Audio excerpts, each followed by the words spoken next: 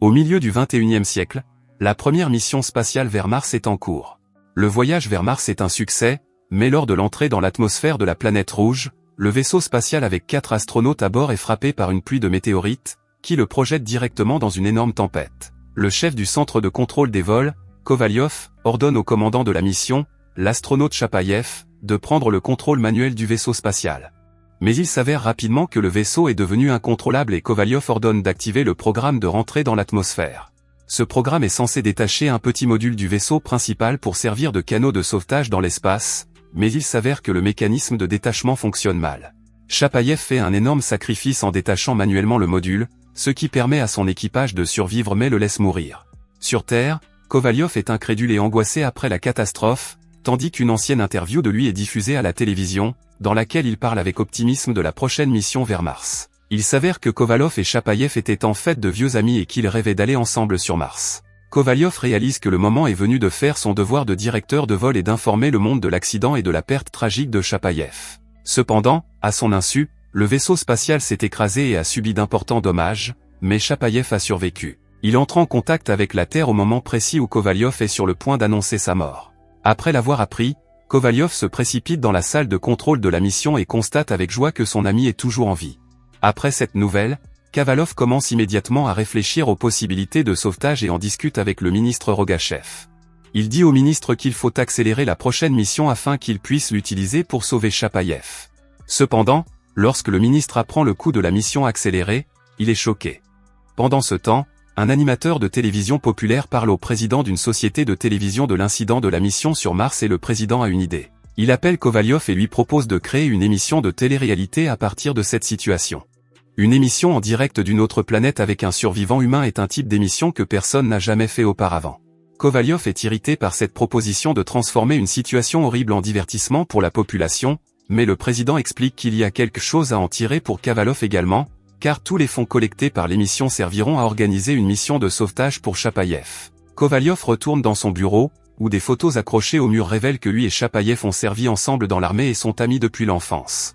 L'affection qu'il porte à son plus vieil ami le pousse à accepter l'offre du président et à commencer les préparatifs de la mission de sauvetage.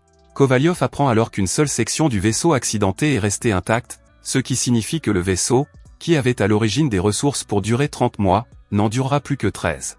Pendant ce temps, Chapayev utilise un robot à bord pour explorer la zone autour du vaisseau. Kovalyov est informé que l'expédition de sauvetage peut être lancée en 190 jours, ce qui l'aligne sur les phases martiennes et terrestres.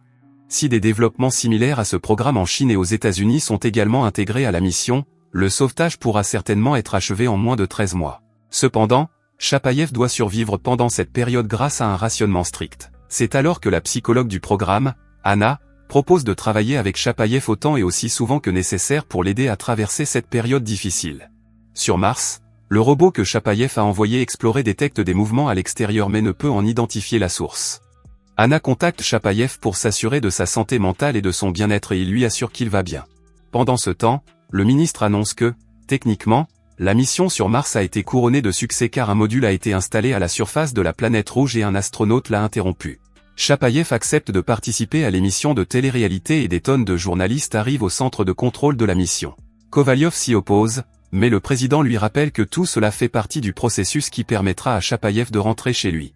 L'animateur de télévision Grisha conseille à Chapayev d'écouter ses instructions s'il veut que l'émission réussisse, puis l'émission de télé-réalité commence. L'animateur tente de faire les présentations, mais Chapayev commence à s'adresser directement aux téléspectateurs. Il parle de tout ce qu'il a appris sur Mars et son discours est si charismatique et plein d'humour qu'il séduit instantanément le public. Lorsque les caméras s'éteignent, il prend conscience qu'il est le seul homme sur une planète entière. Un jour, Chapayev rapporte avoir entendu un son étrange, mais le spécialiste des communications sur Terre, Peter, ne reçoit rien de ces instruments. Entre-temps, un Grisha jaloux suggère au président d'arrêter l'émission, mais ce dernier révèle que la véritable raison pour laquelle il la poursuit est qu'il assiste en direct au spectacle d'un homme qui pourrait être à quelques centimètres de la mort à n'importe quel moment. La popularité de Chapayev augmente rapidement, d'abord en Russie, puis dans le monde entier. Des vidéos de lui parlant de l'univers et de ses nombreux mystères et merveilles gagnent une immense audience sur les médias sociaux et il est surnommé l'extraterrestre. Des enfants participent à l'émission pour poser des questions à Monsieur Chapayev et ses réponses simples et claires lui valent un grand respect de la part des téléspectateurs. Pietro, le petit ami d'Anna, commence à être jaloux de Chapaïev car non seulement il est devenu une célébrité internationale, mais Anna passe la plupart de son temps à lui parler. Le fait que Grisha souligne de manière suggestive leurs interactions n'arrange pas la situation. Kovalyov apprend que les transmissions incessantes consomment le peu d'énergie disponible sur le vaisseau accidenté, ce qui réduit d'autant la possibilité de lancer une mission de sauvetage. Il fait part de son inquiétude au président de la société de télévision, mais ce dernier lui répond que l'émission doit continuer, car plus elle génère d'argent, plus vite ils pourront lancer la mission de sauvetage. Dans l'intérêt de Chapaïev, Anna s'oppose à cette décision, mais Kovalyov ne l'écoute pas. Chapaïev continue de mener les expériences prévues à l'origine pour cette mission. Il continue également à signaler qu'il entend des sons étranges, mais Peter ne détecte rien de son côté. Un jour, Chapaïev est pris d'un violent mal de tête, qui semble être causé par une sorte de radiation inconnue. Puis le mal de tête disparaît de lui-même et Chapaïev entend la voix de sa mère, ce qui le fait sourire. Le lendemain, Chapaïev parle de l'univers, de l'espace et de la Terre à des enfants qui l'écoutent attentivement. Au milieu de ce discours, Chapaïev déclare soudain que depuis son premier jour sur cette planète, il a entendu des sons étranges et qu'il est maintenant certain de ne pas être seul ici. Ce discours inquiète le centre de contrôle de la mission, qui pense que Chapaïev commence à avoir des hallucinations. Anna demande une conversation totalement privée avec Chapaïev, au cours de laquelle il admet que les sons qu'il a entendus exprimaient des choses qui étaient déjà en lui, ce qui lui donne l'impression d'être la cause de tout ce qui se passe ici plutôt que d'en être la conséquence. Il dit avoir l'impression que rien n'existe, ni le temps, ni l'espace, ni même Mars, mais que ce sont les hommes qui ont créé cette réalité et qui tentent désespérément de la comprendre.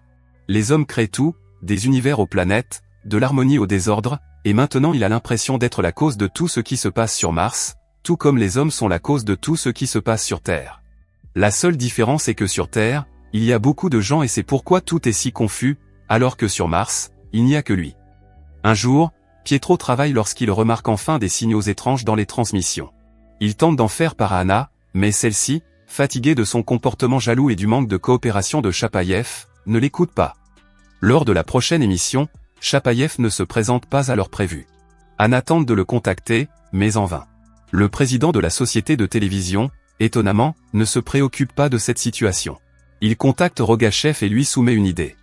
Il lui dit que si Chapaïev soutient Rogachev à la télévision, cela pourrait l'aider à gagner les prochaines élections présidentielles. Sur Mars, le robot de Chapaïev découvre une entité informe.